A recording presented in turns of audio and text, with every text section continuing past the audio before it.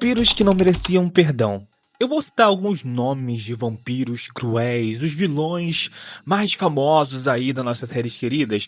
Porém, para não ser muito repetitivo, eu vou focar em outros vilões que eu não costumo falar muito aqui, como é o caso de Angelus, da série Buffy. Mas eu acho engraçado o seguinte, eu vou tentar incorporar a voz do pai do Klaus Mikeson de The Originals. Você é um tolo por esperar algo de bom de um vampiro. Gente, vampiros são cruéis. Por mais que alguns vampiros tenham lá a sua fase de vampiros bonzinhos, como é o caso de Demon Salvatore, continua sendo um vampiro. É a mesma coisa você começar um relacionamento com uma pessoa que tem um histórico não muito bom, o cara vem pra você e fala, eu fiz isso, aquilo, eu assassinei tal pessoa, tal, mas eu mudei, agora eu sou uma nova pessoa. Você vai querer namorar comigo? Você quer continuar comigo? Você vai falar, sim. É a mesma coisa com o vampiro. O vampiro fala, eu sou um vampiro, mas eu mudei, agora eu sou bonzinho. Eu matei tal pessoa, mas agora eu não faço mais isso, tá bom? Até o momento que aparece o eclipse, até o momento que uma bruxa faz um feitiço inverso e o vampiro volta a ser vampiro. Brincadeira, mas é praticamente isso, gente. Um vampiro não muda assim de repente, o vampiro quer sangue. A menos que seja um vampiro da saga Crepúsculo.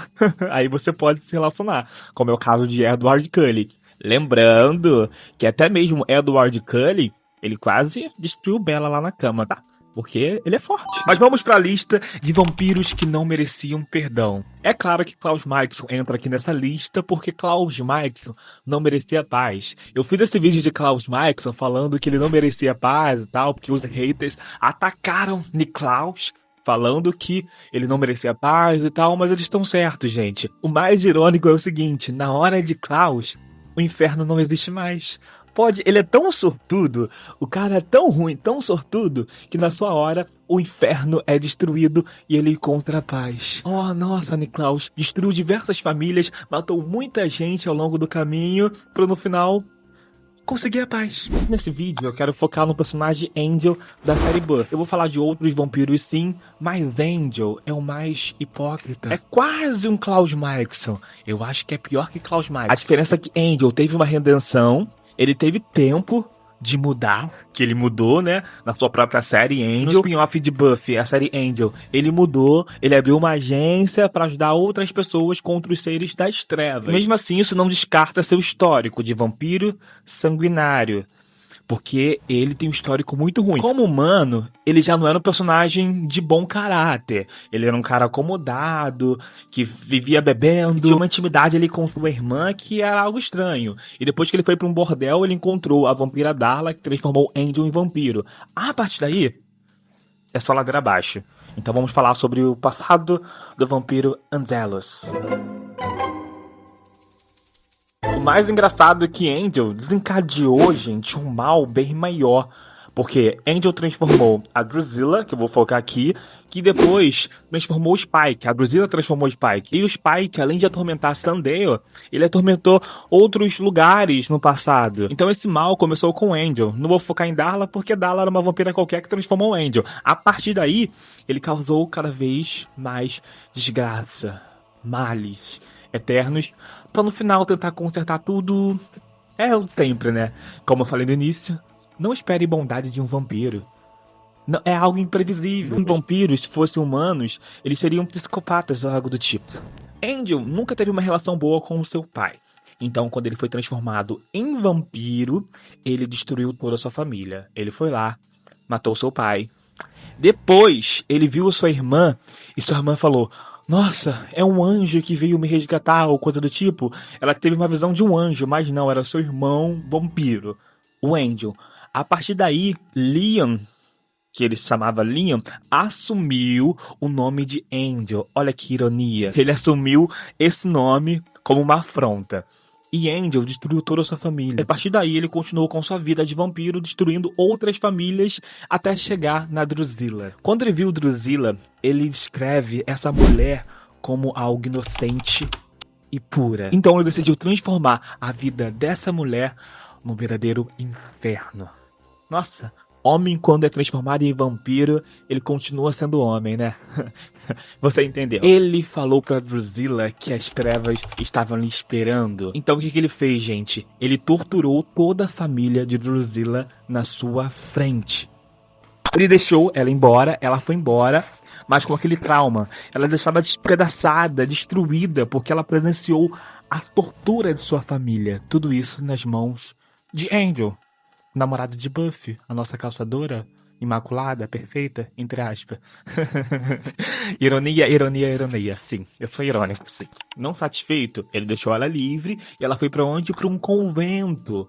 E no convento ela seguiu a sua carreira lá de freira, conheceu outras freiras, fez amizade, construiu uma nova família ali, um laço com outras pessoas. O que Angel fez? Ele foi lá, até o convento. Ele assassinou todas as freiras. Na frente de Drusilla. Tudo isso para aniquilar toda a bondade que ainda existia em Drusilla. Angel era cruel, sem alma com alma. Ele era um vampiro. Ele não merecia ser perdoado assim tão fácil. Acho que ele havia destruído toda a esperança de Drusilla, toda a bondade que havia nessa vidente. Aí o que ele fez? Transformou Drusilla em vampira. Aí ela foi transformada em vampira, se tornou essa personagem perturbada, essa vampira estranha, diferente, porque ela não tinha uma mente boa.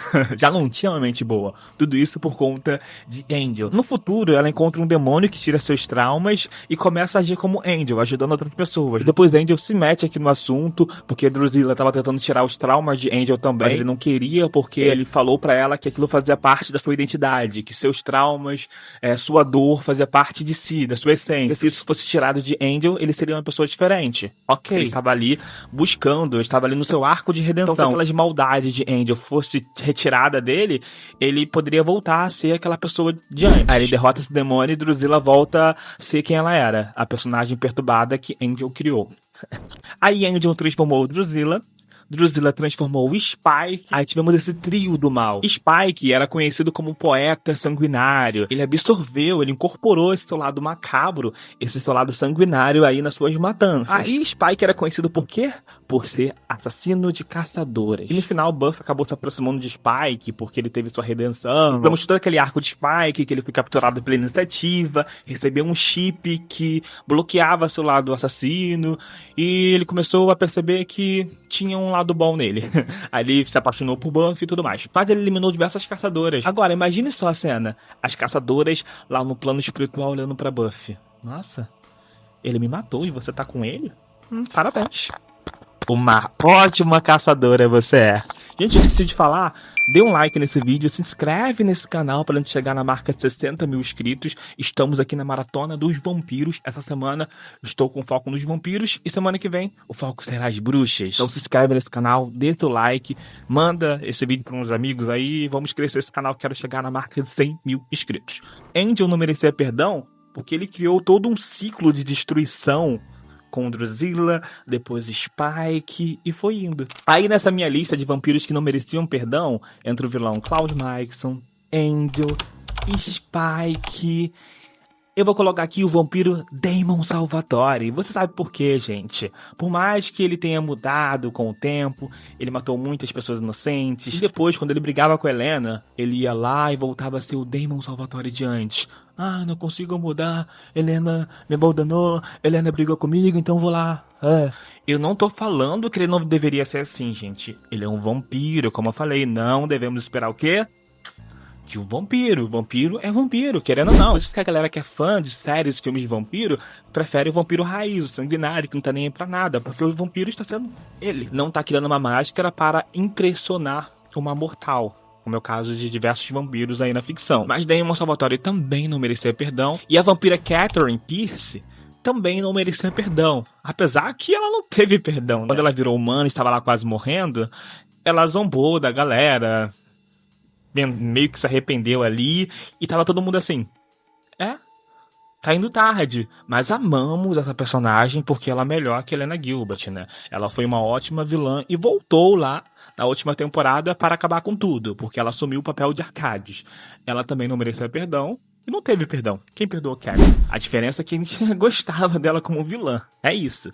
Esses são os vampiros da ficção que não mereciam perdão. Mas se você quiser citar outros vampiros aí nos comentários, fique à vontade.